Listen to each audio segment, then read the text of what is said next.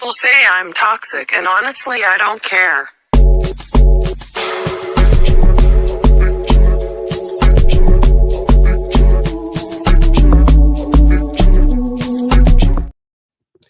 You know what? Better two than none. Better two than none. I'm joined by the notorious YB. I don't know where Wiley is, guys, but we know what he's like. I don't know where he is, but I've got YB here, and you know, me and YB are bros, sis anyway. So welcome, YB. How you doing?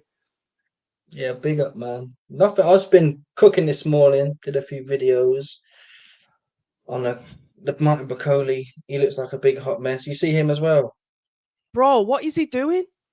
Oh, when and after the Parker fight, I thought, okay, because I know Bakoli's dangerous when he's a bit fitter, and like how he went in with Jared Anderson. And then when I saw him on the scales yesterday, I actually tweeted, he looks a little bit different to what I thought he was going to look like. And that was, yeah. After the Parker fight, he put videos out saying, "Yeah, we're gonna do it properly this time." And actually, he's come in more outside of the Parker fight, which he wasn't training for. yeah, He's come in his career heaviest again. Bang on. make it make sense. I don't know what these trainers are. I can't understand it. What do these trainers? You speak to them. What's their opinion on weight? You know what? It's brought that up now, YB, because that's not something I've ever asked the trainers about. However, because of this, I definitely will be asking, because fair enough, look, Richard Riakpor's a cruiserweight, but you saw him on the scales yesterday as a heavyweight. He clearly takes his athleticism, because you're an athlete, seriously. Look, I'm not saying that you have to look like that, but bro, like Frank Warren said to me the other day, looks like he's been arguing with, like, training in his fridge. He's been off the jollof rice, man. Too much jollof. I don't know. What did you think of the fights yesterday? Did you watch them? Oh man, listen, man. The guy in the commentator said that Yeah. CompuBox has done the punch stats for 15,000 fights, and both the Ryan Garcia versus Rolly Romero and Devin Haney versus Ramirez were in the bottom 5 of all time for punch output. That's what we're talking. No, listen, man. They stunk the place out like you wouldn't believe. Serious? Yeah, no. It was that bad. Some of the worst fights I've watched. Ryan Garcia got clipped as well in round 2. I've seen the highlights for that. Yeah, and he looks to me like, I wasn't sure. I was actually, you've heard what I've said, but I was roasting Devin. I didn't think Ryan Garcia did it, but after seeing that performance, he must have been off the juice. That was the general comments in the chats, YB, in the comments under the thing. That's what happens when you stop. Yeah, that's how it looked to me. Psychologically, he had no confidence at all, and his chin's gone. I think he's been. Oh, Tank put him down. I think. I was about to say Tank did the same thing. Yeah, but then again, even when you watch the Tank fight, though, Ryan was actually putting it on Tank. He was quite confident with Tank. Yeah, he was. He wasn't shitting himself in that fight last night.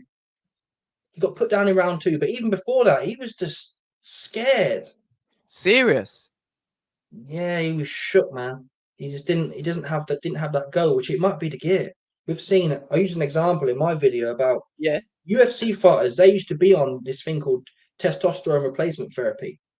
And there was a period. I'm not sure of the year. It must have been 2009, 2010. Around that time, they was all on it. And there was a guy called Vitor Belfort, and he was knocking everyone out, and no one, and he could take all their shots. Then they banned the whole TRT thing, and he came back and he couldn't hold a shot. He had no aggression. And that's how Ryan looked to me. He's still quick. He still had the speed, but his psychology. I don't know what Turkey's paying these men for. If I'm honest. You know what? Made how much? Nah, I hear that, but I saw, the suit that he wore. When I saw that suit, I wasn't happy. Ryan. When he rocked up in that suit, when he wore that suit to the press conference, it just looked, the suit looked off key. So I just thought, and then go and have a look on IG, and it's when he's pulling up to the press conference, and he's got this. YB, just have a look at the suit, man. Wiley's just messaged me back saying, okay, so I don't know what that means. Is he going to turn up? He should turn up because, like I said, this is supposed to be all three of us. Wiley has been going on about YB for ages. If you've watched the lives that I've done with Wiley, he loves YB's channel. And as you know, myself and YB, we went to a Misfits event. Was it a couple of years ago now? Oh, yeah. It was Tommy Fury versus KSI, wasn't it? Was it that one? Yeah, I think it was that one, and it was crazy. Because I've been watching, I've been watching YB for years, because no matter what his opinions, and the opinions are his own, he makes me laugh. I understand that. I think there's a lot of men who are. Well, I mean, each to their own and that, but people are quite. The media's quite boring, isn't it? I know Mike Coppinger and that. They're like, it's reading out a piece of paper. There's no edge to it. Edge. You know what I mean? There's nothing edgy about most of these men out there right now. Nah, I hear that. What this straight suit, the stiff suit. Yeah. He looks baggy. It looks like. It looks. You know what? I want your opinion. What do you think it looks like? He looks like he's working on Wall Street or something. That's what he looks like to me. It looks weird to me. Let me go in this chat because I've got to say hello to everybody that's here in the chat. Malcolm, oh my God, here we go. Oh my days. Gas. I need to. How do I move the settings around? Oh no, that's cool. Yeah, no, we can have it like that. Can you hear me? Yeah. Loud and clear. Big up the YB. What's going on, Wiley? You good, brother? My brother, legend, man. Was you watching? Obviously, he was watching those fights last night. What do you think? Tell me your opinion first. What do you think? On okay, Teofimo. I like Teofimo actually. Teofimo, he done well. I like what Teofimo was doing. I thought Barboza was going to do a little bit more, but maybe they knew something I didn't about Barboza. And I think, what do you think about Haney though? I really wanted to hear, because I know you're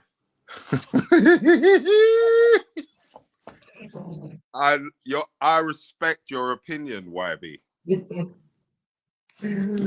Oh man, Haney. Listen, man. Listen.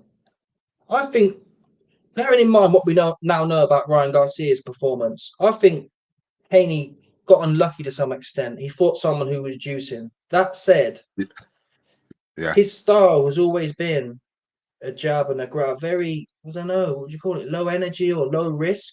And since, rightly or wrongly, whether Ryan Garcia was on Peds or not, this brother here got to do better, man. He got to do better for the people. Yeah. That's what he's got to do. That Devin Haney fight sucked. Just run dancing around. He's got even worse than he was before.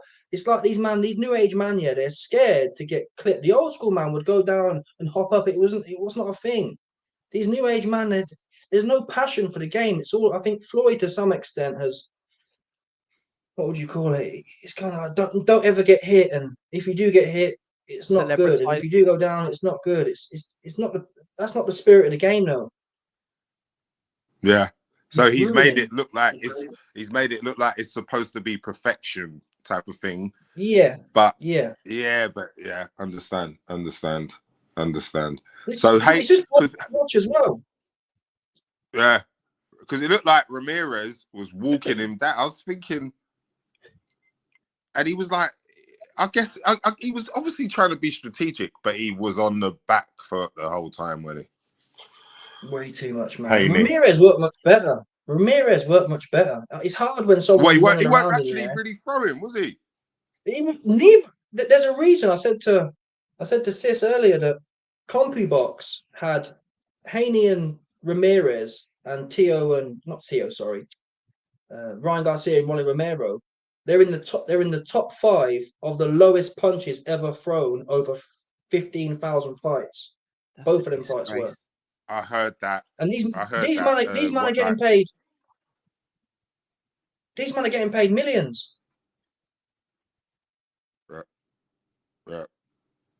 I heard that. I heard him say Haney's landed 70, and I heard it. I heard him saying it.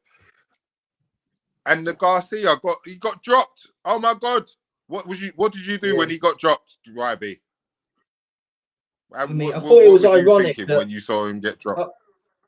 I thought it was ironic that he was clowning Devin Haney for getting caught with a left hook, and he more or less got caught with the same shot, doubled it up. Fair play, fair comment, actually. Yeah, he doubled it. I think you know what as well. Rolly looked comfortable at 147. He's not a rubbish fighter. Rolly looked comfortable. Anyway. He's not. He's just the one in the gym who they just think that he's got a big punch, but he's not us. He's not like us. Like I know what they think of Rolly, but listen, mate, Rolly can say he beat Garcia. I think he won probably 9 out of 12 rounds. And Garcia didn't turn up. Yeah. What about Conor Benn? What can we think about Conor Benn in America, YB? Who can he do? Who can he fight? Conor Benn. Yeah, he was supposed to be looking to fight Ryan Garcia, wasn't he? I wouldn't mind seeing that. Especially now. I got to be honest. I think Conor Benn will run through him. Honestly, yep. I think Conor will run right through him. But then again, I think it's different. Rolly is almost like a boxer puncher, so he's standing off. With Ben coming at Ryan, Ryan might be able to sharpshoot him a bit and catch him. But yeah, that'll be an interesting fight. But I don't really want to see Ryan get no more pot-ons, man. He ain't doing these man. Same with Devin Haney. These man, Turkey's paying them millions, and I'm just not seeing the value being delivered. When you think about the UFC, them UFC man are getting paid 20 bags, and they have a proper fight, right? The boxing man, again. Do any of you think, that Devin Haney or Ryan Garcia earned $3, $4, $5 million last night? This is the name brand thing, though. This is what happens. You know what? I looked at footballers. It's the same. How many footballers are getting this big money and they're not even performing? It's the same with football. Yeah. But last night didn't look like it was like a gate for them to earn money from. It just looked like they cut off a little rectangle. 300 and people. They had people in there. I don't. Yeah, and so it would have been one of them ones, and then I think pay-per-view. But yeah, it's because Turkey, the Saudi guy, he's financing it all. He don't make no money from it. He's losing big money on all these shows, from what I understand. Whoa, what's going on here? I think that's why he's probably said to him, "Listen, let me do one in Tottenham, all right? Because you know what I mean. I need to balance it out a bit. How much I'm paying you lot? Let me do one in Wembley. Let me do one in." So he did the one in Tottenham, Eubank and Ben, yeah. Turkey. I think that one made money. Yeah, I think that one probably made money. Was it like 640,000 or something like that? Pay-per-view buys and obviously the gate money. Eddie Hearn got caught. Eddie Hearn said $1 million and backtracked. What did he say? $1 million? You reckon? He said $1 million, and then Turkey came out. Ring magazine said 640. Yeah. Do you reckon there'd be rematch? Still good numbers though. It's not bad numbers. Rematch. You reckon there'd be rematch? What, with Eubank and Ben? Yeah.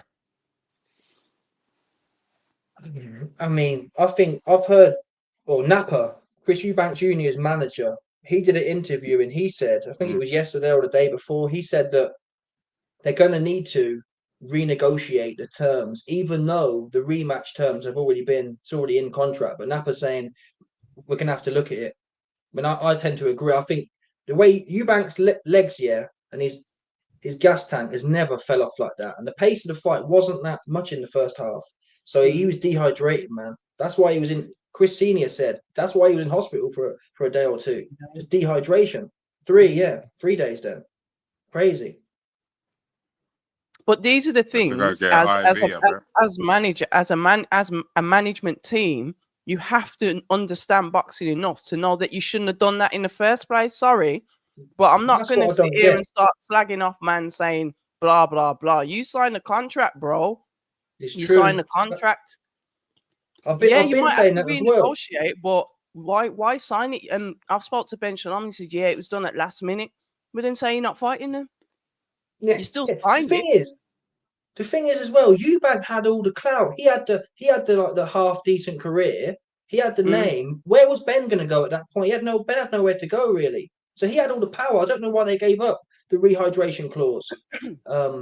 What was the other thing they gave up? Something else. The ring, Can't the remember size of now. the ring. Yeah, the size of the ring and the gloves, and Ben's like Ben and them, man. They weren't even at the weigh-in. There was no representatives from what I saw anyway. In the room. In the room, it was all Eddie Hearn was getting the kettlebell out, putting it and weighing it. It looked well dodgy. Did you see that I saw video? your video on that. I saw your video on it. It was mad. They're going to have to renegotiate it, I think.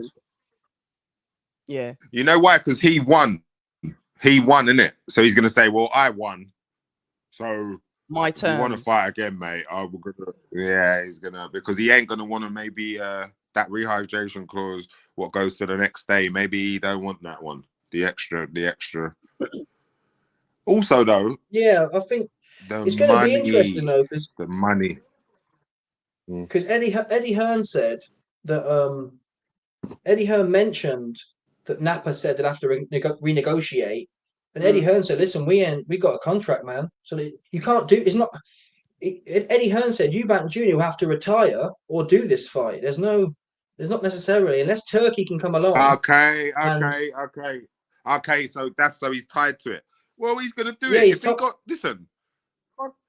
if he got 10 mil or whatever he got, dollars. I don't know, pounds or dollars. And then he won, and he felt like he was at 60%. He was like, I can beat you at 60%. Next time round, it's the money, innit? Maybe imagine if he says to him, listen, mate, that one was big. Now I think we'll go to Wembley 15 or mil. whatever he says, and you can get more. Yeah. This time round, I think he'll take the weight cut more seriously, because then that money he gets there, if he wanted to, I'm not saying he needs money, but it's not a bad idea to sail off into the sunset with 25 million plus, is it? I think the problem is, though, because it's a family feud, Eubank, in 6 months from now, Conor Benn will probably get better. That was his first big fight. Eubank, 6 months from now, he's going to be 36, another 6 months older. And his trainer came out. Who was it? Adam Booth, who trained Eubank 8 years ago. He said that Eubank was struggling 8 years ago to make 160. 160, serious? Yeah. So another 8 years later, or however many years, 8 years later, and a rehydration clause. I mean, is it worth him pretending? I can see, honestly, I think the rematch is 50-50. If Conor Benn tightens up and Eubank gets another 6 months older, it could go either way. Does Eubank really want to blow his legacy in that sense for the money? It's almost worth more than that. Who would you fight? Who would you fight next if you was Eubank, not Conor Benn? Billy Joe day and night. Billy Joe or Canelo? Good one. True. I think Billy Joe or Canelo, but I like I think Canelo might hurt him, man. To be honest. I'd rather see Billy Joe for the drama. I'd like him to get the victory. But what does Billy Joe said he weighs? He said he weighed 18 at the moment. About 40 he has to come down. He looked quite big the other day. Yeah, he's got to drop 15. a bit. Did you see the commotion outside the changing rooms? Yeah. Did you see that? You're not coming in, mate. Your name's not there. Yeah, Billy Joe called Napa rubber lips. Did you see that? Yeah. I didn't see that bit. I saw was a clip, and I didn't see that bit. I saw you're no one, or this. I saw a mini clip. I didn't see that bit, but I'm not going to say I'm surprised.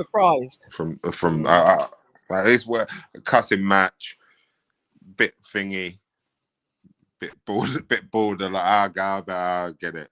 I don't agree with Billy, but Napa gladly he can handle himself. I'll crush your skull. I'm not saying he's a boxer.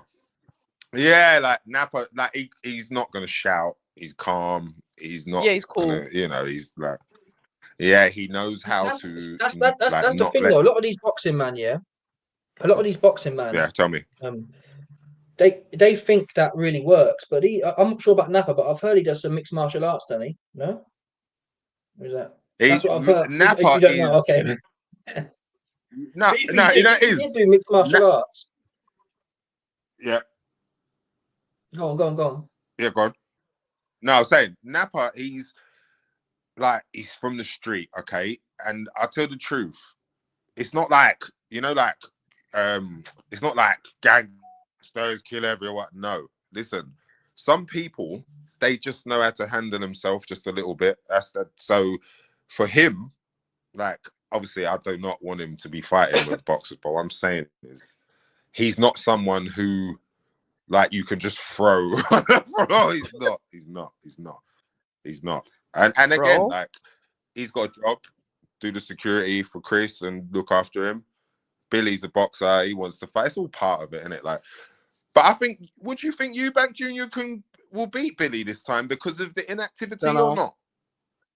Okay. The inactivity is what goes in his favor, but I don't know. Billy Joel's a good boxer, man.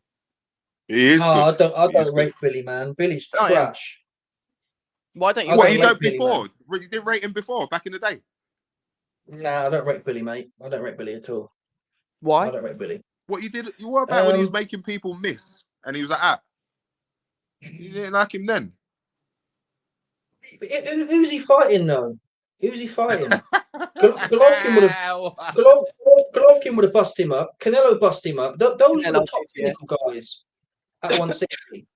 Both of them would have done it. Trust me, they'd have blew his back out for sure. Canelo already popped his back out. He quit as well. Beautiful word. Blew his back out. Music to my ears.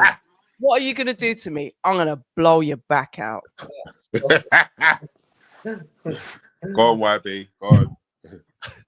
But yeah, Billy made a career. He got a big mouth, yeah, and he fought one top level world dude.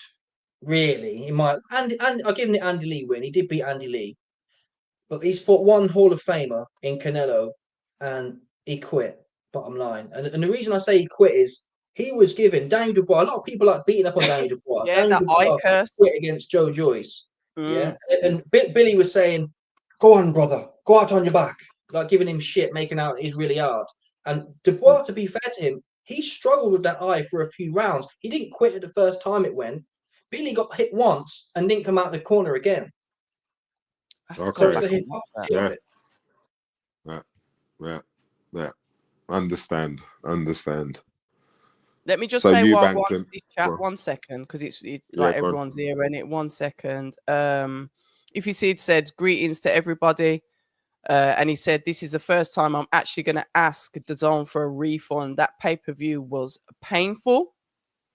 He goes on to say Ryan Garcia fought like Wilder under Malik Scott. It was terrible, and I want my money back. Sure, man. Welsh Smirt says yes. YB is hilarious. It's nice to hear someone not hold back at all. Tyree says, hey, if he said Barboza was poop yesterday. Do you know what I mean? Rubbish fights last night. The whole chat's more or less saying the same thing. The card was so bad yesterday. If His Excellency never puts them on a card ever again, we will understand. Misty Morning said, I missed the boxing last night. I thought it's on tonight. Yes, it is. It's a double header. You can buy it for, well, you probably buy one for a tenner now. It was a double header. There's a fight Friday night, and then Saudi is tonight. And somebody's reiterated that in the chat. Yesterday is a clear example of why British boxing, and I'll back this, is much better than American boxing. Your core fights are better than yesterday. Do you know what I mean? Then obviously they're going on to talk about Bakoli and a Jagba, and Garcia would have got at least a couple of mil, and he just got his daily steps in running away from Raleigh. Oh my God. Crazy. Who you got, Bakoli and a Jagba? Why? YB, I'm thinking a Jagba, you know. Really? Only because Bakoli just doesn't look in shape, but he's dangerous though. That's the thing with Bakoli. You can't really write him off. I think the problem we got is that, like, look at AJ. Once he got hit by Ruiz that first time, he came back and he wasn't the same fighter. Yeah. So whilst Bakoli was on late notice when he fought Joe Parker, we don't know. Like, Bakoli was renowned for the guy, who will stand there, who'll take maybe one to give you two. Has that changed? Yeah, We got no idea. True. He might be scared now to get it with right hand. So he might have completely changed who he was, his fighter identity. So I got no idea. But yeah, my head says Bakoli. If I gun to my head, I'd say Bakoli. But I'd like a Jaguar to win. I think Bakoli needs to lose and get serious, man. Too much messing around. Mm-hmm. Billy Nelson. I watched Billy Nelson, and he, like before, I didn't know who Bakoli was, and Billy Nelson was talking him up, And when I seen him fight, I thought, okay.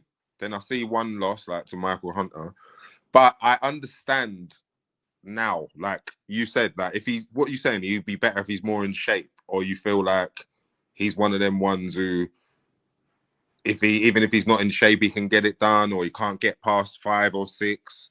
What do you think he's a good fighter. He's really good on the inside. The way that he gets his shots off on the inside is extremely good for a heavyweight. I saw him, Tony Yoka. He ragged Tony Yoka around that ring like something terrible. How many knees Tony Yoka took in that fight? You might as well just stay down there for the whole fight. Bakoli is good. We've seen what he did to Jared Anderson. Once again, the inside work. He's aggressive. He's powerful, but it's like the belly was just too much for me. It was just the belly for me. Listen, I'm not saying you have to look like an Adonis, but that belly, there's a lot of unnecessary, non-explosive belly fat there. That's how I see it. I'm not being disrespectful. I'm just saying, just because you're a heavyweight doesn't mean you can eat what you want and be out of shape. Yeah, I got no idea. I don't know. I think a lot of these men, even Tyson Fury, though, he was never going to be body beautiful, but he's renowned for not. A lot of these men don't train outside of camp. So Billy Joe was another one. Billy Joe, he'd be doing nothing in Benidorm for 6 months, and then he'd fly in to do an 8-week camp. In no other sport, if you're a professional, even a professional footballer, you're training year round. Yeah, you don't do 6 months on and 8 weeks. Sorry, 6 months off and 8 weeks on. No other sport does that. You wouldn't get nowhere. But boxing's got this quite a bad culture where they think you can get fit in 8 weeks. Yeah. And I guess some boxers, they stay training as much as possible, right? But stay in the gym, man. Yeah. It's got to be a lifestyle, isn't it? Your job is a boxer. You stay in the damn gym every day. Well, you don't have to be there every day, but Monday to Friday minimum in the gym, practicing your craft. Everyone else has to do 40 hours a week or whatever it is, but these men, I don't know what is crazy. It's off. We'll reckon see. Fury and AJ. You reckon? I see Fury make a video. Go on, YB. And you reckon he's coming back? Big John on the firm. No, I think I didn't talk about this, but Fury put a video out. So you had the Ben versus Eubank fight, which was on Saturday night, and then I think Fury, was it Monday morning? Fury pops out. I think he saw the scale of it. He saw the scale of it, and he didn't want to be missing out. So he didn't want them man getting all the lights. So he was like, "Oh, I'm still Wilder here." used to do that. Yeah. I think when AJ would fight, Wilder would be announcing his fights and whatnot around us. Hey, I'm here, guys. So it's a bit icky, but it's the fight we need. And there's no way. Listen, man, Fury loves the pound note. There's no way he's throwing that AJ fight away. But then again, if he loses to AJ, will he though? Break him. Will he though? Will he though? I need to check the odds. Abs, you're wicked. I'm not wicked, you know. I'm just not gonna throw. I'm not gonna doubt Tyson Fury. Why not? It's all subjective. Gone. Because I think they've both got a good, equal enough chance to fight to win. Both of them. I'm not saying that one's going to do 50-50. 50-50. Yeah. It's a good fight, and it's a fight for the British public. Can you imagine? If that fight gets made? The viewership. How many people are going to go to it? Well, I'm just looking at the odds now, and AJ is a 3-1 underdog. 3-1. Yeah, so you put 100 on AJ, and you'll make 300 profit. And that's what I'd be doing. So Fury's a massive favourite. You put 100 on Fury, and you're making about £25 profit back. So I'm going with AJ on them odds. I like AJ anyway to do it. I'd like it. Spiritually, I'd like him to do it as well. But Fury's probably got the more sustainable boxing skills. AJ's all over the place. 1 minute he used to be a pressure fighter, pressure boxer. Now I don't know what he's like. He's doing a bit of a mad one, isn't he? We've lost Wiley, but I know that he'll be back in. I think it's just connection issues. But no, I think I agree with you there about AJ. He was come forward, aggressive. He wasn't that one punch knockout, but he was the cumulative. It was dum, dum, dum, and it was a third shot that would clap you up. Remember all them uppercuts, even against Pulev when he went in against him in the more recent years, and he was just getting him with the uppercuts, whack, whack, and that was him. And it's like over time, he's matured, things have changed, he's changed. But when I saw him, I was there for the Dubois fight, bro. I was just like, what? I have to say, I think it's not got to like be Ben Davidson's. It's got to be some Ben Davidson thing there, because if you look at Musa Talma, he's a savage. He's clearly got. Yeah, I think he's up next, but he's got a certain level of IQ, so that's that looser style. It works for him. AJ, I don't know. He can't do that style, man. He can't do that loose style and get in and get out and counter and out counter punch. Which is what he looked like he was doing with Dubois. He was standing there, relaxed, like he's gonna. You know how he caught Ngannou? Yeah. Where he just stepped back and bosh. It looked good against Ngannou, but he tried the same thing with Dubois and just got chewed up. But it was early though. That's what got me. It started from early. Was like, I was even saying it the other day, YB, when he came into the ring, he looked cold, but Dubois looked hot, like he'd been warming up properly. Dubois came to the ring like Mike Tyson, like sweating and frothing at the mouth, like he was like, Ugh. But I thought Joshua looked like cold, you know. I think a lot of it's a psychological thing with AJ. Yeah. Meaning that if you look at his last few fights, that's not true. The Ngannou fight was okay, but watch the Wallin fight. He wasn't even sticking it right on Wallin. So his mentality has changed. He comes into fights now to kind of have a look, and it's all one pet. He's not trying to do someone proper damage. I don't get the feeling anymore. So that's the hunger then, isn't it? Is that the hunger that's gone? The hunger, the realization that Andy Ruiz can hit you and put you out. When you're an undefeated fighter who's never been stopped or dropped before, or you know what I mean, that confidence. I think Custiamato used to talk about that. Confidence is half of the game at least. You can have a certain skill set and have no confidence. Like we hear about all the time. There's good people in the gym, who can spar really well. Yes. And they get in a fight and they just can't do the same things they're doing. The freeze. Yeah. So it's just that, and all that is clearly they can do the skill. That's just confidence. And you've got other fighters. I feel like someone like Fury, for example.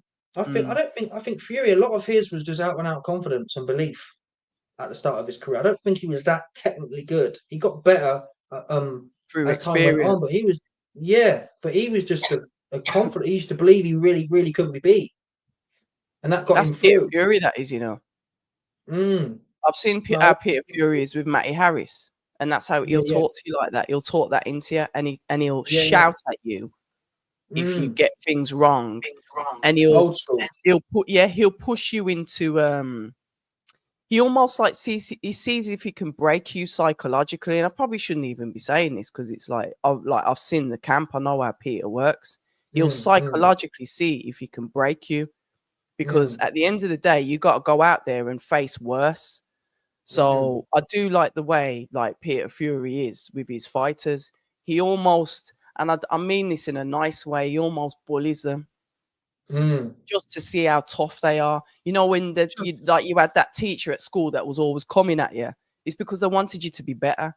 And that's kind of like what Peter Fury is like. So when you talk about that confidence, bro, you have to have that. And it's you need confidence and resilience at the same time, innit? Like a lot of these new age man, they got the confidence until they don't have it, until something goes wrong and they never rebuild. You need confidence with resilience, and the old school man had that. Like you look at what's his name, James Toney versus Roy Jones. James Toney gets put down, and he hops straight back up, and it didn't affect him. Do you know what I mean? Doesn't these new age man? Oh my God, I feel shame. Yeah, I hear that. They feel shame, and their confidence drops, and they're not the same fighter anymore. We saw it with Teofimo Lopez as well. He's kind of recovered a bit, but when he got popped by Kambosos, right, he fell off, didn't he?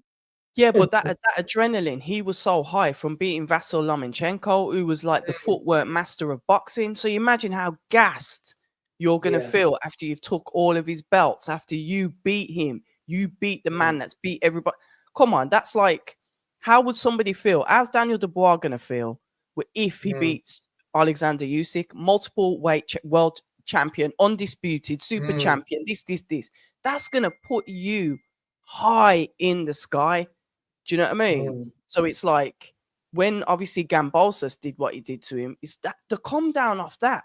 Like the psychological roller coaster for these boxers is mental, because 1 minute you're up there and everyone loves you, and then you're losing and everyone's like, look at you. Do you know what I mean? Brutal, man. This sport's brutal. I'm trying to think of examples of what I'm saying. I don't think the old school man has much. There might have been cases, but the old school man didn't seem to have them peaks and troughs though. There was no social media though. Look at boxing now. Like everyone, you know what it's like, YB. We live in the digital age. Everything you do is on social media. You know, you've got these Instagram boxers that want to like look the part. They're posting the first 30 seconds of their run, and maybe they didn't do the rest of the run or whatever it is. This is the era that we live in. It's all superficial. What you look like, how many likes you can get. Do you do numbers? And then it's like the actual root of the sport, which is what we saw Conor Benn and Chris Eubank Jr. fight to their death, because that was a throwback fight. There was none of that Instagram crap there with them two. When was the last time you seen a tear up like that? Forget the rehydration, forget everything around it. When you look at that fight and they are knocking 7 shades of shit out of each other, risking it all for their surnames. When have you seen? When was the last time you saw a fighter go into the fight? That to me, there was no loser in that fight, you know, because they went all out. Yeah, I think that fight in itself shows, though, that there's what am I trying to say? The fact they were fighting for something inspired them, right? But in theory, you should be fighting for something every time.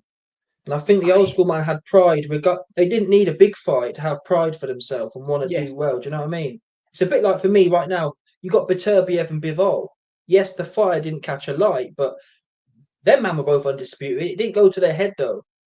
They still prepare the right way and they get in there and do their best. You know what I mean? So it's like a different man. I think a lot of the Eastern European bloc. That's correct, but whatever it is, yeah, them ones. I hear that. European cats, yeah. Triple G, Artur they're more old. Dimitri Bivol. Yeah, they're more like, okay, they're undisputed champion and or unified champion, but it don't go to their head. They don't start getting lost in the sauce. Culturally, I think we're different. I just think that everything is down to marketability. You've got the promoters that are just talking about number crunching. Like you said, you've got some like really potential talents that we'll never get to see because they haven't got that social media appeal. Everything is about social media and like who is the biggest like clown, the one that can get the most attention. And that's where I think with the Benz and the Eubank, there was more on the line than just that, like the surface of that fight. There was so much going on underneath, and they had that legacy. Like back in the day, those guys were fighting for their own legacy because nobody weren't taking pictures of them every 5 minutes, including what they had for breakfast and what time they're going for a shit. It was like let's go. I'm training. There's no cameras. There might be some news reporters, so it's all paper prints, etc. But now the boxers are bombarded. They've got people following them around, filming their camps. So they've already got this kind of Hollywood mindset before they've even like achieved anything. With you know, it's like, let's follow the box. And I think that's good because it documents it. But then it's like, are you taking the focus away from your skill and your hunger and your greed to become the best because you want to get, I don't know, 20,000 likes on an Instagram post? And I think in terms of recent times, I think that Liam Cameron fight was the best thing for Whittaker, if I'm honest. Yes. I think Whittaker's probably a recent example of that phenomenon. Yes, I agree. He didn't take Liam Cameron serious the first time, and he's gone in there and he's got serious. And my critique of him early on was that he don't stop no one, but he went in there and stopped Cameron, to be fair. He did. I was there. Genuine. He's serious now. He's serious now, and that's the best thing for him. It looks like it was. Andy Lee's having his what they call it. Andy Lee's a good coach, man. Andy Lee's on it right now, man. He's got Joseph Parker. Hams has left wherever he was and gone to Andy Lee. Yeah. They're all really. You've got there's two main trainers now in the UK. Ben Davison's got a Townler and Wardley and AJ, and then you've got. Has he got AJ though? Say it again. Has he not? I don't know. Oh, really? What have you got with I don't know. I don't know. What's making you say that? I don't know. Yeah. That's crazy. What have you heard about where he's going, or are you just saying? I haven't heard anything. I just don't know if he's still there, and that's the truth. I'm just not convinced he's still there, but I'm okay if I'm wrong. Do you know what I mean? I'm cool with being wrong. It makes sense though for him to, but why though? How many trainers are you gonna have? Yeah, no, I was about to say that. I don't like trainer hopping. I've never liked it. Especially after a loss, because before he lost to Dubois, they was all sucking Ben Davison off, weren't they? Saying how great he was because he knocked Ngannou out and how his second coming. Correct. And now he's lost. He's leaving Ben. I'm trying to think, where would I put AJ? What trainer? Yeah, like you said, man, he's 35 now and he's hopped everywhere, isn't he? He was with Angel Fernandez and I think he was with Eric his amateur. James. Yeah, he was with Rob McCracken. Sort of a bit with Tony Sims there, a little bit as well in the beginning. Yeah. Then he went to Angel Fernandez, Joby Clayton. Yeah, so all three of them were in the corner. That clearly didn't work. Then he decided to go over to America with Derek James, who was obviously, trainer of the year out there. Then he left him, and then the rumor was, we've seen him in Ben Davidson's gym, but now I think he's still with Derek James, and everyone was denying that he left Derek James. And look, now he's with Ben Davison. And then I don't know. Don't forget Robert Garcia. How crazy is that? Oh, of course, sorry, Robert Garcia, because Angel Fernandez brought him in as well. Robert Garcia is a really good coach, to be fair. Really? And Rodriguez as well. Yeah. But I just think I was talking, you know what? I was talking to Ezra Taylor, who's a light heavyweight, yeah. He's left Angel Fernandez as well. So Richard Riakpor's gone. He's gone to Billy Nelson, Bakoli's trainer. And now Ezra Taylor has left and gone to Malik Scott. And I says, why do you lot, bro? Why do you lot? I'm gonna be, hopefully I did a conversation with Ezra, and I was saying, why are you British guys going with American coaches? What is it? Because we saw Joshua Buatsi go to Virgil Hunter.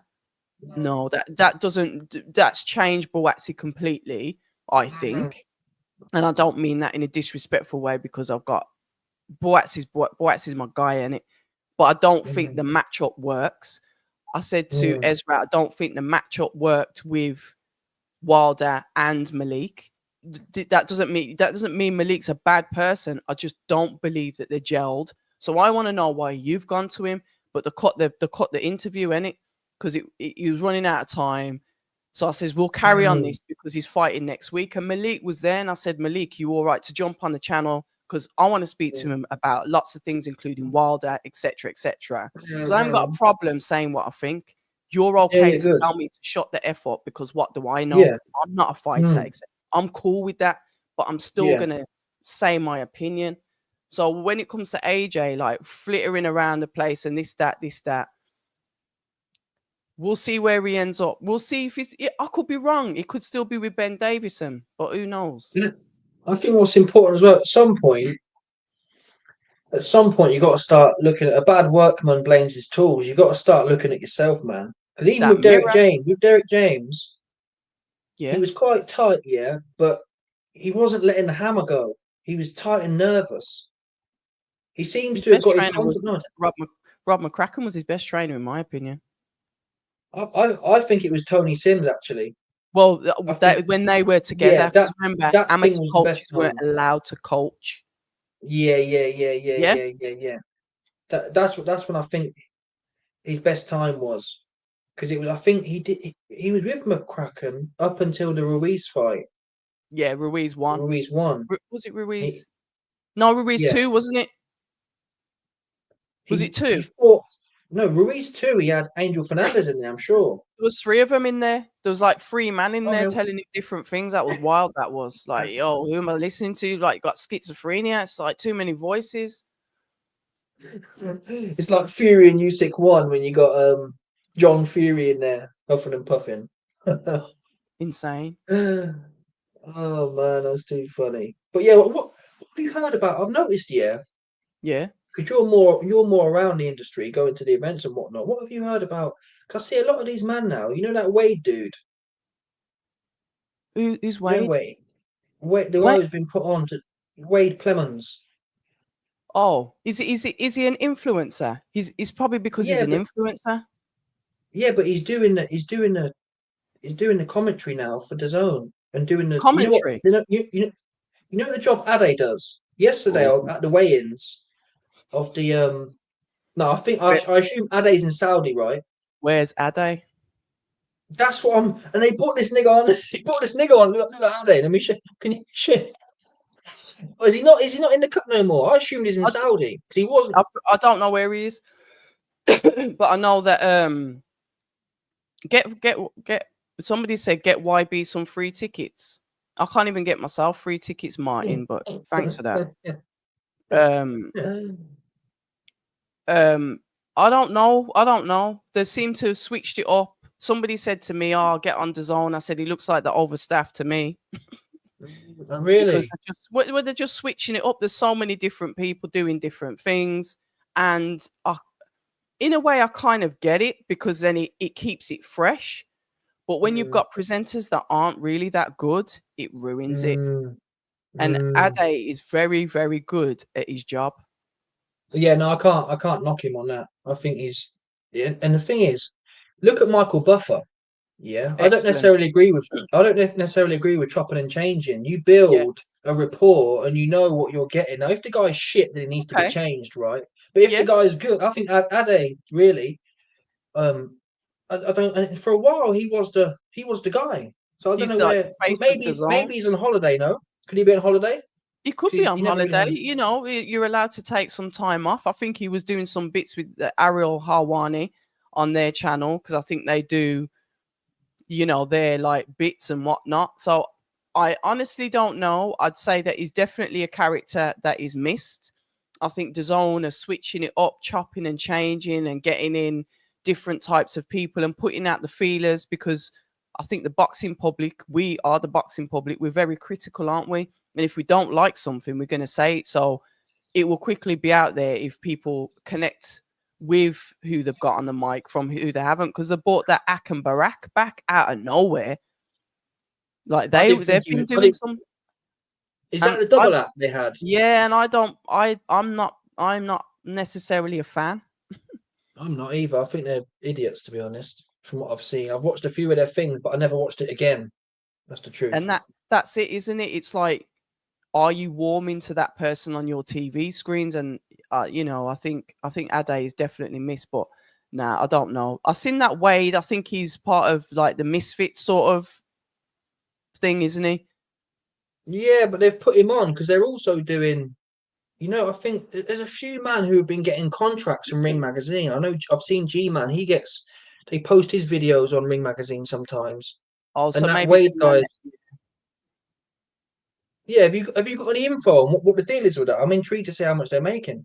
No, I haven't. No Because idea. I'm No. clearly not in. I'm not in that circle. Because Yeah, I'm quite yeah. outspoken myself. And to be fair, YB, even if I did, I wouldn't be out here ratting on a YouTube live. Do you know what I mean? Yeah, but genuinely, I don't know what's going on. They will do what they want. They're the ones that are investing the money. They know what the public. You know what I mean? I'm just intrigued to know what numbers they're on. I'm always curious. Who knows? And I think So, in boxing, they tend to keep those kind of figures to themselves. you don't know. I've always wondered what the presenters get paid in that. Just curious, isn't it? Just to know what. Yeah, I don't know. No idea. I don't know. I do what I do. I've been ridiculed. You know, another YouTube channel said, well, you know, this is my career.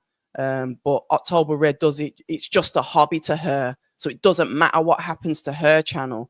Blah, blah, blah, blah, blah. So who said that? Oh, don't worry about it, man. They know this. They know who said it. And if they're listening, they'll know that it's them that said it. But this is what it is. And it's very, I'm kind of like happy drifting around the outskirts, doing what I do, getting the content that I get the way I want to get it. I'm cool with that. Yeah. I don't need to be crawling up someone's arse. Listen, that ain't the lie, man. If you're cool with me, don't get me wrong. If you're cool and we're cool and we can have the best conversation, if it's an away fighter to the CEO or the chairman of a company, if you're cool, you're cool. The day I start getting paid is the day I start getting controlled. And that's what I'm trying to avoid. Essentially, yeah. When we went to that fight, it did feel a bit like, I saw that cat from the stomping ground, and they were all running around. They were like running around. What's his name? I don't know what he's like. He might be Charlie. alright. Charlie's all right. Charlie and Bevis, they're cool. They're doing their thing. And at a young age, they've achieved. Yeah, that's fair enough. You got to give him his props, man. He's a young kid and he's achieved loads. And that is one thing with me. I might not necessarily like you, but I'll always give you credit for the hard work that you do, because it takes a lot. Well, you've seen it. You've been to a press conference with me. You've seen how we have to run around and try and get this, and people are going to say no, and then sometimes they say yes, and it's crazy. And to do that all the time, it's not as easy as it looks. You just see the video that comes out at the end of it, not necessarily the graft that goes into the background. It's a lot of travel. It's a lot of travel. That's for sure. It's a lot of travel, but it's also very consuming on the mind, because there's a two-tier media system now. And I think I've spoken about this before. Like, if you're a privileged, or you're maybe a paid channel, or you're in a privileged position, you'll get the exclusives. And then like the people like myself, if you're going to look at it as levels, then like the lower level channels like myself, we're there scrimping and scraping to get what we can, because we haven't got those privileges. But even though it's annoying, there's too many boxing media outlets, so they've had to draw a line. Yeah. So I get it.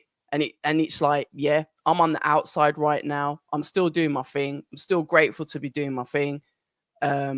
But I appreciate, even though it's frustrating, that there has to be some hierarchy. There's a million of us. There's too many, YB. And you think, as a person that's getting interviewed, where there's no variation to questions. You're repeating yourself 5,000 times. Sometimes the person that you're speaking to is extremely monotonous and doesn't even look like they want to be there. How frustrating is that for the guest? And that's the way I look at it. So I'm like, you know what? It is what it is. How are these men financing themselves? I never really understood the business. So you like, for example, how do they afford to fly around the world? Am I missing something? Well, no, because they're paid channels, aren't they? That's why I've never Oh, left the what? UK. Oh, what? So someone's Not financing it. everyone, yeah. Not everyone works for themselves. There are a couple of independents. Mm, If they are independents and they're going everywhere, either they've got some nice savings or they've got somebody mm, that sponsors them. Remember, I'm sponsorless, mm, so I fund myself. mm, So I ain't stepping out of mm, the UK. I'm not paying no flight money. mm. I'm not doing that. But yeah, they've got Because sponsors. I heard the other day it was an interview between Charlie and Eddie, and Eddie and Charlie was like, "Oh, I'm charging my room to Matchroom or something like that." Is that stomping ground owned by Eddie? Because at one Is that point years ago, was that a joke? Was he joking? nah, it seemed pretty genuine to me. Oh, I don't It seemed know. pretty genuine. You don't know, No, no. they're sponsored by Wow Hydrate is their sponsor. Mm, Do you know what I interesting, mean? man. Because originally he was with IFL, innit? And then obviously he set his own thing up. No, Parsons No? wasn't with IFL. He was with Boxing Social, but then he Social, freelanced okay. for other channels, and then obviously Okay. had this opportunity that's come up, and he's partnered with DAZN, so he's on the broadcast, kind of like what Umar's doing with Frank Warren, his Box Nation, and then Umar's been on DAZN as well. It's good because look, these guys have been doing it for a long time. I think maybe Parsons might have started either just after me or at the same time as me, but he came in working for other channels where I've always been independent. Umar came in working for IFL, and now he's obviously got Box Mm. Nation, which is obviously sponsored by Frank Warren and those guys. So, but they've all grafted. Whether you like them or not, they've put the graft in. You put the graft in, somebody looks at you and thinks, yeah, you know what, I'm going to invest in that. And that's what happens, and fair play to him. Would you ever consider working for another channel? Because I No, saw a few months ago, IFL were like, "Oh, we're looking for someone." Why no, not? Why not? Why not? because I've been building my brand um since December 2021. I'm not just gonna Mm. December 2020, I apologize. Where I started doing stuff online. I got my accreditation for my first boxing fight a year after. No, I've been working too hard to say goodbye to October Red. No way. That she's But my baby. what I'm saying is though, in terms of like a long-term strategy, like for example, Charlie Parsons, he started with Boxing Social or whatever, and now he's Not got his his own channel. shit, right? Yeah, It's yeah, not. yeah. So you can. It's not his. The channel was already there. Stomping Ground was already there, and he's just like say bought the channel and has got the sponsors with it. That channel was already established. Go back and look. Mm. It's about But getting still, sponsors. well, what I'm saying is, for example, let's say you work for IFL, yeah, then you'd be they put you on with a plug, right? If you're with Mm, IFL, then mm. Eddie Hearn gives you all the interviews for an hour. If they're in Saudi, right? That's the standard. Yeah. Because Coogan picks the phone up and says, "Hey Eddie, I'm sending Colm or whatever, Mm. and I want AJ as well," and it's all patterned for you. So you get I out in hear. the mix, right? Yeah. More access, and then from that you can scale it. No. That's the common sense approach, YB, and that is kind of like the way a lot of people would do it. Mm. But I don't want to do it like that. Like I said, I'm not. If Eddie Hearn gives Mm. me his time, which he does, and I've been invited to go Mm. down to Matchroom headquarters, it's Mm. just getting the timings right. I'm still in an Yeah. extremely privileged position. I was in Frank Yeah. Yeah. Warren's Yeah. office last week. How many people do you Mm. see go to Frank Warren's office? It doesn't Mm. happen. And this is me, and maybe it's my ego, and I can be vulnerable enough to say that I want to stand there one day and said, I've done it myself. I did it myself. Yeah. I did it my way. And that's just me. I'm not like desperate, like, oh, I need to get Eddie for an hour. And now I'm going to jump onto somebody's channel because I know I can get that privilege. Because what happens when they say, you know what, Red, we're going to give it to Colm, we're going to give it to whoever, using IFL as an Mm. example, and Mm. then I'm out there cold and I'm not getting no content, and I can no longer put any Mm. content on my channel because I'm owned. Do you understand? So if I get the Yeah. Yeah. Yeah. interviews, well done. If I don't, hard luck, but I did it my way, and that's just the way I do it. I get like dickheads all the time saying, "Oh, you think, you put in a camera in Eddie Hearn's face every 3 months. Why should you get a sponsor?" Because I've asked for sponsors before, and I'm like, "Dickhead, what have you done? What have you done? When you've done what I've done, then you can talk to me. Other than that, just shut up. I'll do it my way." And yes, maybe it's stubborn. Yes, maybe it's my ego, but I can happily say I've done it my way. I'm not desperate. I'm here to get the content, to have really good conversations with the guests, because I love speaking to them, YB. I can't even tell you how much when I get that mic out and I'm just in the company of these beautiful people, because the characters that I've met in boxing, second to none. You won't meet them anywhere else in the world. And I love that. I'm doing it for free. I'm in a deficit every single day, but I'd never change it. If somebody turned around and slapped me $1 million and said, "Go and do what you're doing, there's no narrative, I just want to help you out," I'd do it. But if somebody slapped me 10 million and said, "Now you've got to do it this way, and I don't want you talking about this, and I don't want you asking that," I ain't taking the money. And that's it. No, I respect that.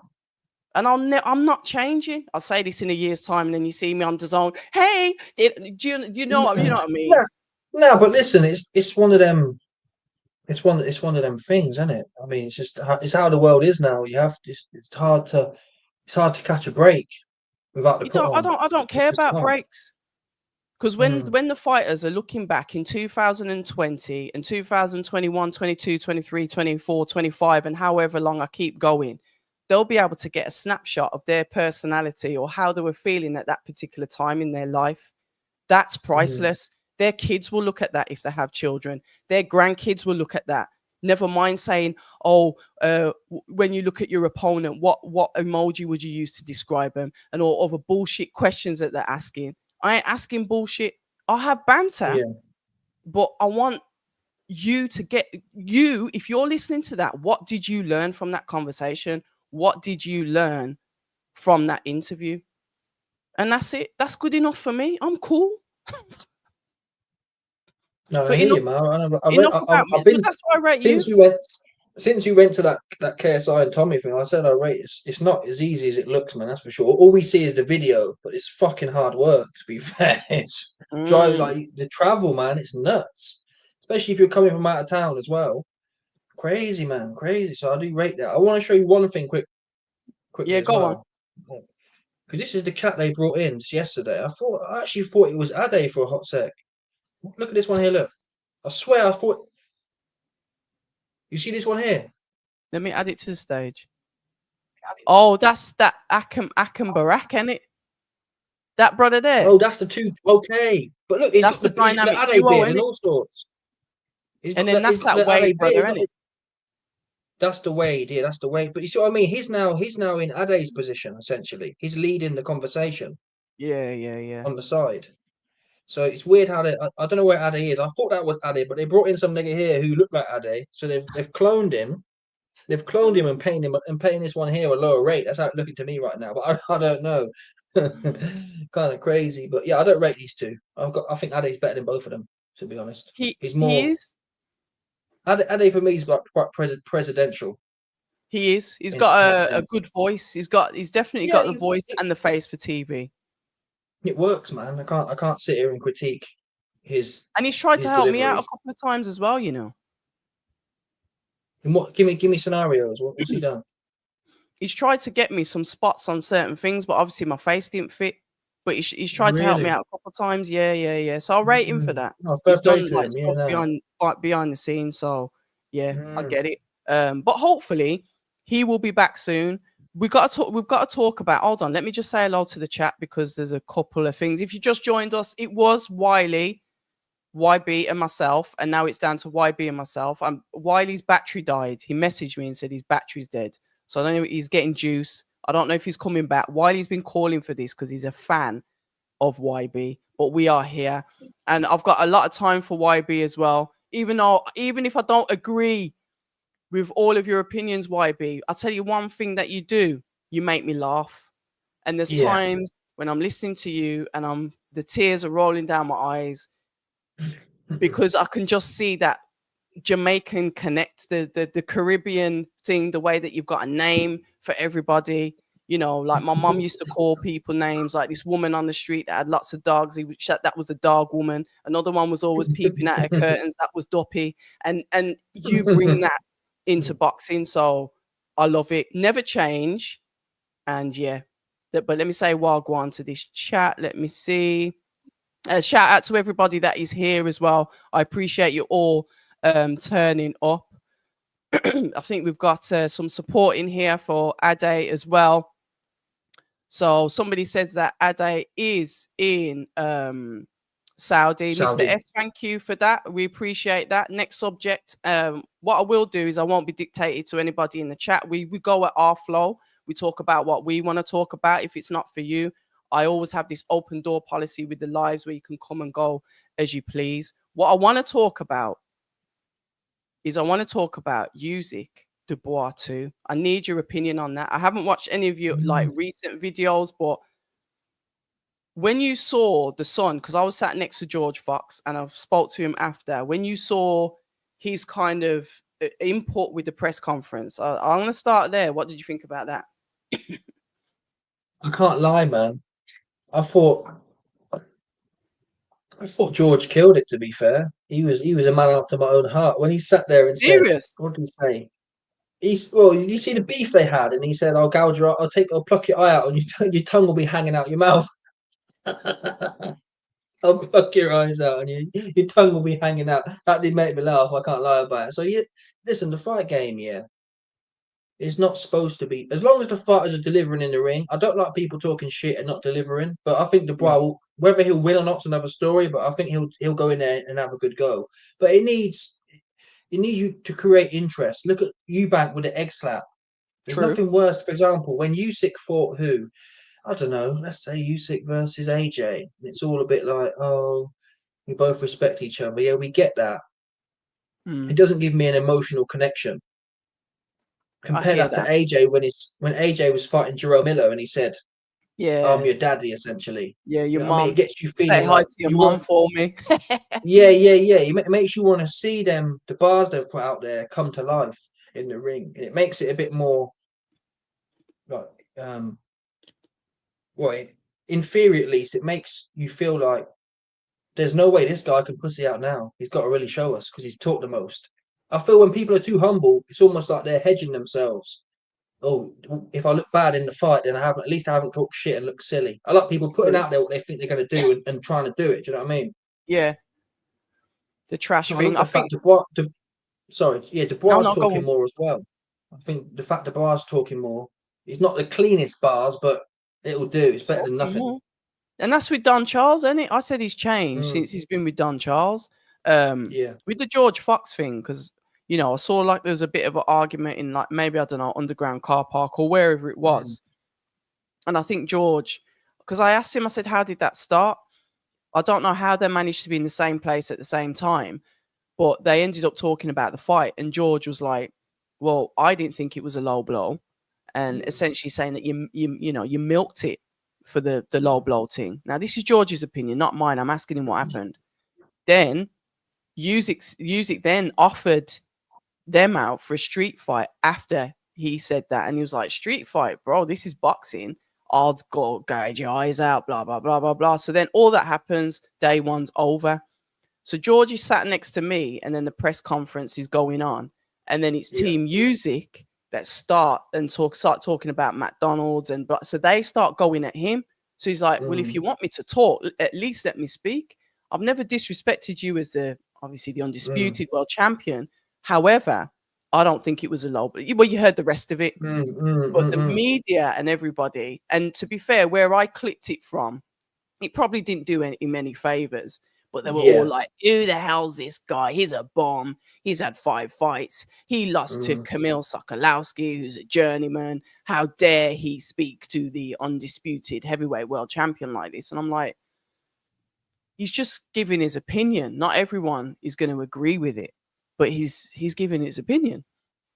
Yeah, listen, the media need to play their role. Their role is to sit there and get their camera out, is the truth, man. If they ain't got nothing, I don't like the whole elitist thing where, oh, he's the big fighter, so I'm gonna. It felt to me, I saw what you're talking about, and it felt to me like they were all, what's the word I'm looking for? They want to appear to be on Usyk's side, so they'll get some more interviews with Usyk. That's how it looked to me. It's not really their business. That's how it looked? Okay. It's not really. It's not their business. It's not their business to be condemning someone for saying their opinion. And like you said, I didn't hear that part, but the fact they were talking about McDonald's and whatnot, then he's not allowed to defend himself. He's not allowed to defend himself. Go and get a McDonald's, this, that, blah. Yeah, and again, I like that. I think that's funny as well. But it builds a fight. And to be fair to Dev, I do rate Dev as well. I think same. For me personally, yeah, I think I prefer Dev to even Ade. Dev knows what the culture wants. He knows the drama. He knows how to it. Yeah, because he's on Twitter causing trouble every day. That's why. Shout out Dev Tani, but yeah, for real. Maybe it's because I'm younger or whatever, but that's what I want to see. I don't really want to see something. I think Ade is like a politician look. He's corporate. Corporate. But Dev gets. I like the way Dev stirs, man. But and I think even Usyk's team were having a go at Dev, saying, "Oh, Dev, are you here to do a press conference? Why are you doing this?" Yeah, right, bro. But Dev said it's my job. Yeah, it's his job. Dev's so I rate Dev. Yeah, man. I really did it. I enjoyed it. And Dev, even at one point, you were sitting there. They tried to give George a microphone, didn't they? Yeah, they did. But George didn't take it from him. Yeah, no, he didn't notice, and then when he went to take it, it was the end of the conversation, so it kind of naturally died out. That's what we need. End of the day, man. It don't matter. It'd be better if Dubois was saying it. But then again, I like what Dubois said. Listen, man, that's yesterday. I'm knocking this guy out next time, no problem. So I rated that as well. But it only helps build the fight. A lot of Usyk's press conferences, he doesn't speak English. He's quite, what would you call it? He's not a shit talker anyway. No. But if you've seen traditionally, without this controversy, if you've seen one Usyk press conference, you've seen them all. And that's the point of a press conference is to sell the fight. It's not really want to hear what you had, how your training camp's going, really. Correct. You know what I mean? So George did well. I've never seen him before a day in my life, but yeah, I like that. It was funny. I'm not gonna lie, it was funny. And seeing Usyk get a bit, what's the word? He didn't like it. He didn't like it. Now, if he's offering you out like a street fight, he didn't like it. I saw a different side to Usyk, and I think maybe they were trying to draw that out. And this is where you look at the psychological mind games of it. YB, are they trying to draw Usyk out so he tries to come out fighting because that will work for Daniel? Somebody that comes forward, he'll just go at them. Or is that gonna, Usyk? We do know masterful, very skillful. And he's just going to outbox him and, try and stop him this time. But I saw a different animal with Usyk as well. And he was, I want to fight now. You could see it in his face. He was like, he got up quick, like, let's just get this over with. I don't even want to be here. Let's just fight. And the fight's in July. He came with the pictures. Everyone had photographs of the different, eyeball angles of the blow. And the only thing I didn't like, and I did say that with, I did mention it to Fabio, and Fabio nailed it perfectly. If somebody brings pictures to you and says, sign them, I ain't signing that. You ain't getting no contracts off me, my guy, because that's how I see that. Fabio said he would have wrote on the same piece of paper, not a low blow or something to that effect of, you're going to lose. There's no signature, because it's almost like, why are you doing that? And he did it with Tyson Fury. He did the same thing with Tyson Fury. Brought the briefcase, the hitman. He said, "Oh, I'll tell you what I found odd. The thing with the Fury one was bad because it was Fury knocked out. So I wouldn't never sign that. You know what I mean? But the Dubois one, to be fair, from my position, I get why Dubois signed it. Because at the end of the day, he thinks them shots are legal. So I did knock him out the body. You don't think? No, I think I would have probably. I probably would have tore it up and said, "Yeah, I'll take that back," because to me, it's a disrespect. That's how I see it. I would have just tore it up and handed it back to him. But that's I think that's just my way of thinking. I think if Usyk had brought the picture of where he's on his knees, all right, then I'd have ripped it up.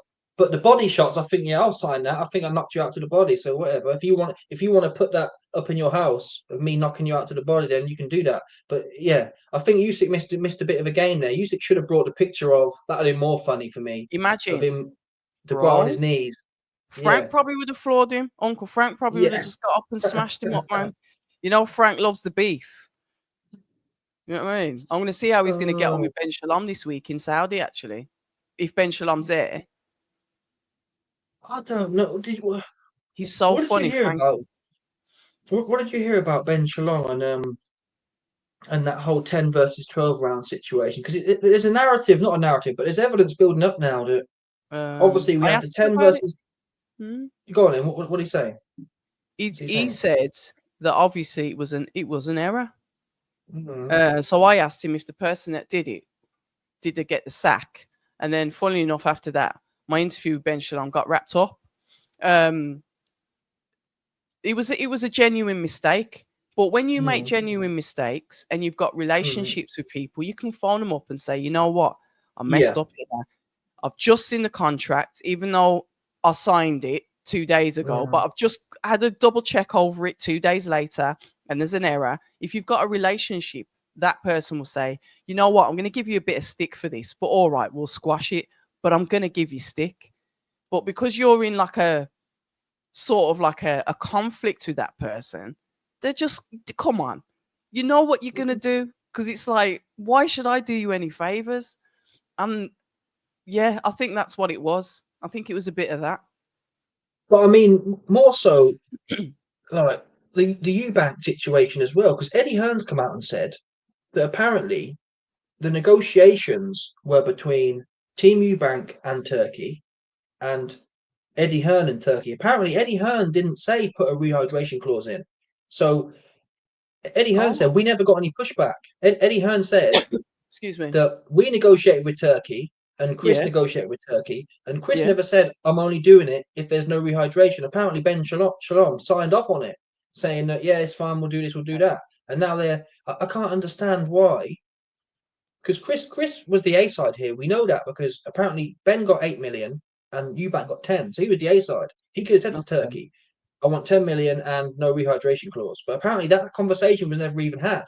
So it seems a bit incompetent, if I'm honest, that as the A side, you weren't pushing for the ring was small. I'm thinking, what did he really get apart from the more money? With that, I'm just going to put it down to like learning with all parties. Unfortunately, it's played out into the public because, like I said, can you imagine how much jeggeries went on back in the day? But because there's no social media, because there's no media reporting on it, there would have been loads of stuff that we would have been horrified at what actually went on, but we will never know because there was that closed door aspect to boxing. Now it's all open. If the fighters aren't talking about it, the promoters aren't talking about it. If the promoters aren't talking about it, the managers are talking about it. And if the managers aren't talking about it, the trainers are talking about it. So we've got an ear from every, which way side of the, of the boxing, of what's happening behind the fights, when really, I think a lot of stuff we shouldn't be privy to. I think we should know about it. But I'm a vulture, and I will ask the questions. Yeah, I think it adds to the drama. Because I think that, for example, sorry, go on. That Whittaker versus Cameron situation that built that fight in the week leading up. It worked out well for them. So a lot of time, and also the Eubank rehydration thing that more or less sold the fight. It did because there was drama. There was drama, what do we like, YB? We don't. You've said to me when we're at a press conference, we don't want to hear our training's gone. We don't want to hear I respect my opponent and blah. We want to hear the jeggeries. We want that excitement because guess what that does? That makes you want to watch the fight. That makes you want to buy a ticket to go and watch the fight live. And if it's pay-per-view, it's selling the fight. You know? Look at Muhammad Ali. When he used to do his interviews, he was running out everybody, rapping, giving out bars. And that is probably one of the, not excluding his fighting, that's the reason why he is the icon. He's a legend that he is today. Derek Chisora is potentially in line to be a world champion, but what will you remember Derek Chisora for? Like years down the line, it's the press conferences, it's his character. Yeah. You know, I get it. There's people like Usyk that don't necessarily do all the trash talk or whatever, and his work speaks for himself, and he's worked the hard way. I get it. There's some anomalies. There's some people that can do that, but for others, I think if you've got a personality, use it. Don't hide it. Use it. Dillian White press conferences. Yeah, sorry, go on. On that note, you know, Lawrence Bakoli, since going to heavyweight, he's stepped up quite a bit, isn't he? He's stepped up quite a bit. Lawrence is hilarious. I think what's happened is when he was boiling down, I don't think he felt very confident. We're gonna have to find out. I didn't like the fact he pulled out against Riakporhe. I wanted to see that, but still, he hasn't been tested. But so far, he seems more confident. Yeah. We won't know until he's fought someone though at heavyweight. I know. And well, now he's fought. I think it was Hussein. He fought somebody. Fair enough, but I know what you're saying. It's like a name that we recognize, but he's pierced his teeth. Yeah. Yeah. He's popped his cherry in the heavyweight division. He wants to fight Dillian White. That's the fight that he clearly wants because he keeps on going after him every chance he can get. I'd like to see that fight. I'd watch it, but I'd watch it, but I don't. I like Riakporhe because Riakporhe's young. I think Dillian will get hurt in there by Bakoli. Okay. I think. How come the Riakporhe fight hasn't been rescheduled? What's that about? I don't think he's going to fight him. No, that's what I mean. Riakporhe's out in Saudi. That's what I'm saying. No, that fight there had historical beef from cruiserweight going into the heavyweights. I was gassed when that fight was announced. I ran to Manchester barefooted through glass and fire to get to that press conference. No one weren't stopping me from going there. And then all of a sudden, Bakoli gets injured and pulls out. And now Richard Riakporhe's fighting Kevin Espindola that has fought Moses Atuma, Fraser Clark, Solomon Dakers. He's the one that the heavyweights seem to cut their teeth on as well. So he's, warming up with a name that we know, but not a name that I'm expecting to do much with. Fraser was the only one that made him quit. Moses and Dakers went to points with him. Oh, really? So he's not a scrub then if Moses couldn't get him out of there? Yeah. One of Moses' earlier fights, to be fair. Yeah. You know, Richard's cutting his teeth and fair play to him. Let's see how he gets on. Let's see how he gets on under Billy Nelson. Bakoli isn't scheduled to fight no one, is he? Right now? No, but hopefully he'll be out in the summer. Hopefully he'll be out in the summer. I wouldn't have minded seeing him versus Fabio. They've brought in Justice Hooney. I've never really watched him, but I'm disappointed that Joe Miller fight fell through as well. It's annoying, man. Yeah. Dillian White and Joe Joyce. That's what I want to see for Dillian White. I think even though Joe's fell off, they're both more or less at the similar point in their career. I don't know how that Tete fight looked shocking from Dillian White. So I would like to see Dillian White and then Joe Fraser Joyce. Gets him out in a round. Was it a round? I'm saying. Yeah. Yeah, it was a round or two, something like that. He was never in. Tete was never in the fight. So yeah, I'd like to see Dillian and Joe Joyce. I feel sorry for Joe. I think Joe Joyce has been. He's always up. I mean, he took Hrgovic on 4 weeks' notice. Yeah, 3 that weeks was notice. crazy. He's proper old. He's got an old school mentality, but he hasn't really caught a break. He beat Dubois, should have got a break, didn't get one. He beat Parker, didn't get a break, walked into Zhang. Crazy. And then he was supposed to fight Dillian White, which that would probably been his biggest fight in terms of payday against Dillian White, right? We like that. And then that falls through, and he gets Hrgovic on 4 weeks' notice. It's like he can't catch a break, man.